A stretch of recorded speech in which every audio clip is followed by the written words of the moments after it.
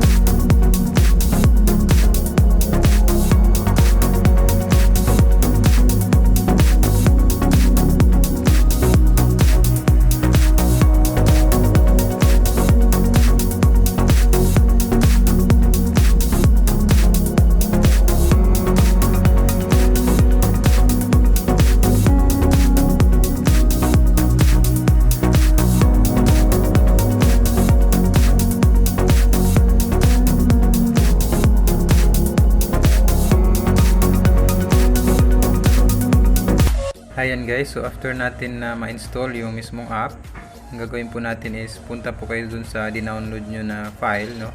Meron doong activation o yung tinatawag nilang crack file. So i-open nyo yun, ito siya. Ayan, pag na-open yun, of course make sure to unzip, no? Kung naka-zip ito, ilalagay ko yung description dyan sa baba para ma-download nyo. At dito naman tong instruction na sinulat ko, sundan nyo na lang. Okay, so open nyo itong folder na ito, and then after that, yan, kung hindi pa siya, kung naka-zip siya, i-unzip nyo siya. Extract here, alam nyo naman yan. Okay, yan, pag na-extract nyo siya, of course lalabas siya. So i-copy mo na to, copy.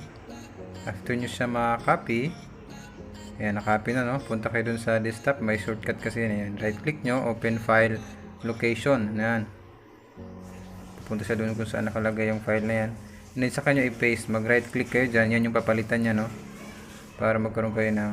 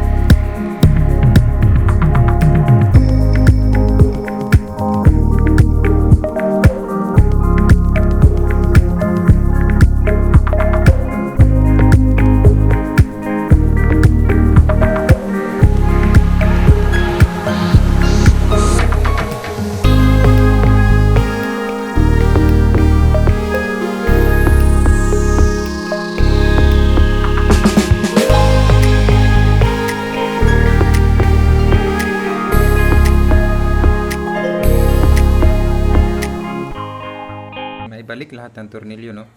So, titesting na natin yung system if successful yung paglalagay natin ng panibagong OS. I mean, yung pag-transfer natin ng OS from HDD to SSD. Ayan. So, buksan na natin. Power natin kung nag-work nga ba ito.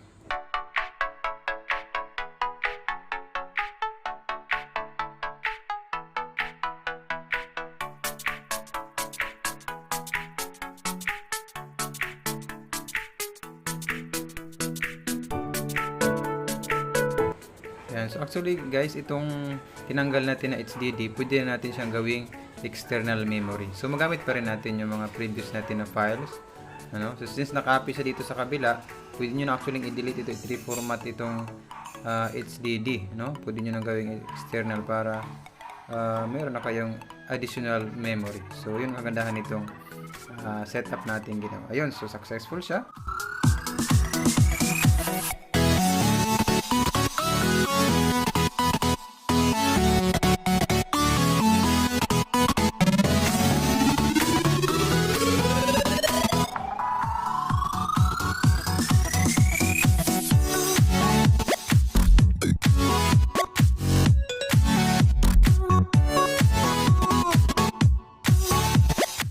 Same password at same information. So, walang kaibahan, no? Ganun pa rin. So, right. So, thank you so much for watching, guys. If meron kayong tanong, paki-comment nyo sa ibaba at sasagutin ko po yan pag meron akong time. At most of the time, ay online naman ako. So, masasagot ko yung mga comment ninyo sa ibaba. Maraming salamat. Huwag kalimutan mag-subscribe. Bye-bye.